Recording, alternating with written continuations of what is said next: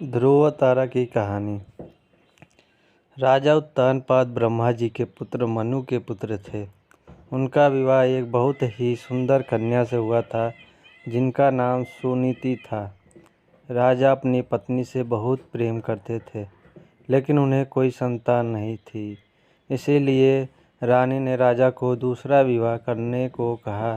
राजा अपनी पत्नी से बहुत प्रेम करते थे, इसलिए उन्होंने मना कर दिया और कहा कि दूसरी पत्नी के आने से तुम्हारा स्थान कम हो जाएगा। जिस पर सुनीति ने कहा, मुझे आप पर विश्वास है, ऐसा नहीं होगा। राजा को सुनीति की हट माननी पड़ी और उन्होंने दूसरा विवाह कर लिया। उनकी दूसरी पत्नी का नाम सुरुचि था। विवाह के बाद जब सुरुचि महल आई, तब उसे राजा की पहली पत्नी के बारे में पता चला।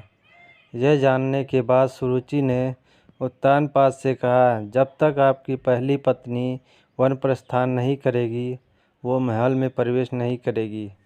यह सुनकर सुनीति स्वयं ही राजमहल त्याग कर वन में रहने चली गई। कुछ समय बाद राजा शिकार के लिए वन में जाते हैं और घायल हो जाते हैं। यह बात जब सुनीति को पता चलती है तो वो राजा को अपनी कुटिया में लाकर उनका उपचार करती है। राजा कई दिनों तक अपनी पहली पत्नी के साथ रहते हैं।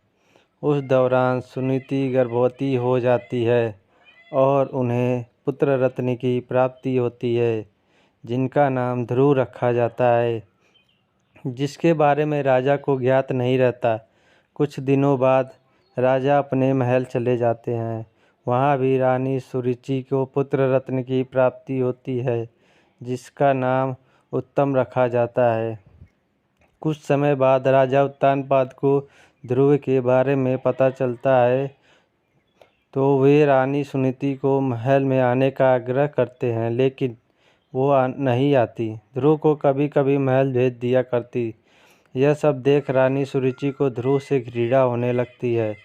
एक दिन ध्रुव अपने पिता उत्तानपाद की गोद में बैठता है। यह देख रानी सुरुचि को क्रोध आ जाता है। वीडियो को लाइक सब्सक्राइब ज़रूर करें। और वो उसे धक्का देकर अपशब्द कहती हैं और उसे छोड़ी हुई स्त्री का पुत्र कहकर अपमानित करती हैं। नन्हा ध्रुव कुटिया में आकर माँ को पूरा घटनाक्रम सुनाता है। तब माता सुनीति उसे समझाती हैं, बेटा अगर कोई बुरा कहे तो उसके बदले में उसे बुरा मत कहो, इससे तुम्हें ही हानि होगी। अगर तुम अपने पिता की गोद में सम्मान बैठना चाहते हो तो भगवान विष्णु की उपासना करो, वो जगत पिता हैं। अगर बैठना है तो उनकी गोद में बैठो। बालक ध्रुव के मन में यह बात बैठ जाती है और वह यही भाव लिए यमुना तट पर नहाने जाता है। वहाँ उसकी मनोदशा जानकर नारद मुनि आते हैं और वो ध्रुव को भगवान की भक्ति की विधि बताते हैं, जिसे जानने के बाद ध्रुव कठोर तपस्या में लीन हो जाता है। कई महीनों तक खड़े होकर तपस्या करता है।